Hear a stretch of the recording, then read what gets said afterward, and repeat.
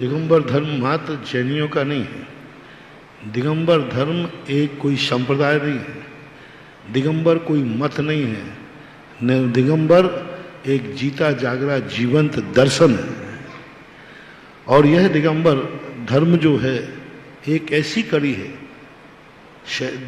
सनातन धर्म में भी दिगंबरत्व की महत्वता है। जब गांधारी ने अमोघ शक्ति देने का भाव किया तो अपने पुत्र को, जो पुत्र बाप ही नहीं दादा भी बन चुका था, उस पुत्र को मां ने नग्न क्यों बुलाया? जिस मां की ज्योति शरीर को वज्र की बना सकती है, क्या एक कपड़े को नहीं भेद सकती थी? और कपड़े का भेदन करने में क्या दिक्कत थी? नग्न क्यों बुलाया?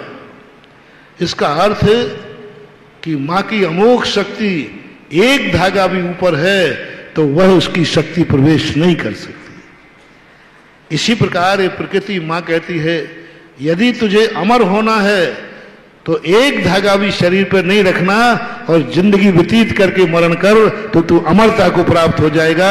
ये स्पष्ट तरीके भिन्न भिन्न हो सकते हैं, लेकिन कहीं ना कहीं वहां नग्नत्व की महिमा बताई गई। नग्नत्व को वहां स्वीकार किया गया है अमोघ शक्ति के लिए। अब जिस संप्रदाय की तुम बात करते हो वहां भी अंत में यही होता है, वस्त्र पहनो लेकिन गांठ लगा के मत पहनो। गांठ लगाने का अर्थ क्या है? परिग्रह कहने इसको पहनो, मजबूरी है, लेकिन इसका अर्थ ये नहीं है कि हम उसके लिए विपरीत कर दें। ये जो बातें होती हैं ये संप्रदाय विद्रोह के कारण होती है, द्वेष के कारण होती है। तत्व दृष्टि से, शांत दृष्टि से सोचें तो अपने आप ही यह दिगंबर मुद्रा ही उनको संदेशा दे देगी कि श्रेष्ठतम यदि कोई मुद्रा है तो दिगंबर मुद्रा है। ये पशु मुद्रा नहीं है, ये निर्विकार मुद्रा है, निर्विकारी मुद्रा है। नग्न होना अलग चीज है और दिगंबर होना अलग चीज है।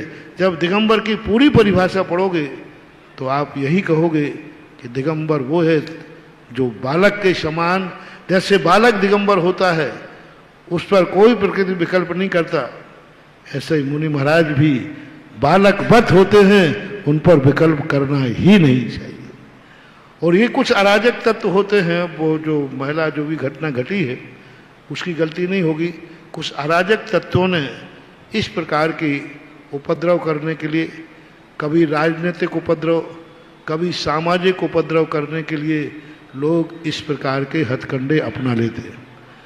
कैसे सरकार को बदनाम करें? देखो तुम्हारी सरकार में तुम्हारे जैन धर्म पर जैनियों के लिए ये संकट आ रहा है।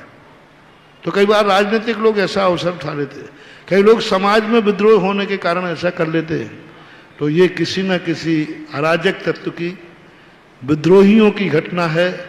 सदा से दिगंबर मुनि रहे हैं, सदा से भारत में सनातन हिंदू धर्म भी रहा है, सनातन से हमेशा से मुसलमान और ईसाई भी रहे हैं और दिगंबर धर्म भी उनके बीच में रहा है। कोई आज से नहीं है, सदा से होता आया है। कि दुर्घटना है, एक्सीडेंट है, किसी ने बुरी नीयत से, कोई षड्यंत्रकारियों ने इस षड्यंत्र को अंजाम दिया है। इसको बवाल रूप न दिया जाए, इसको किसी प्रकार से वो न दिया जाए, इसकी उस तह तक जाया जाए कि षड्यंत्र किसका था। कई बार लोग हल्ला करने के लिए किसी किराए को लेकर शराब पिला के कह दे जाओ सभा में वहां जाके गालियां बको। अब वो व्यक्ति को कुछ मालूम नहीं, उसको शराब पिला दी, वो आगे हंगामा खड़ा कर देगा। तो आज ये भी चलता है, हम समझें कि इसका रूप क्या है। किसी अच्छे व्यक्ति ने, किसी प्रतिष्ठित व्यक्ति ने, किसी योजनाबद्ध तरीके से, किसी मीटिंग में पास करके कोई कदम उठाया हो, तो ऐसे कदमों पर अपन भी मीटिंग करके उसका खंडन करने की हिम्मत रखते हैं। किसी एकाध व्यक्ति ने उठाया हो तो ये व्यक्तिगत और एक षड्यंत्रकारी है। उनके वो तो चाहते ही ये थे कि अशांति हो जाए, वो तो चाहते ही ये थे ऐसे लोग कि अशांति हो जाए।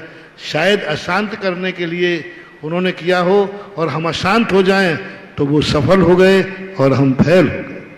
इसलिए उसको पूरी नीति, पूरी स्थिति मुझे ज्ञान में नहीं है, मुझे मालूम भी नहीं है। अभी आपने कही, मैं तो यही कहूँगा कि इसको गंभीरता से लेकर के प्रसंग पर लिया जाए कि क्यों हुआ, कैसे हुआ, वो कौन थे, कैसे थे, इस पर विचार किया जाना चाहिए।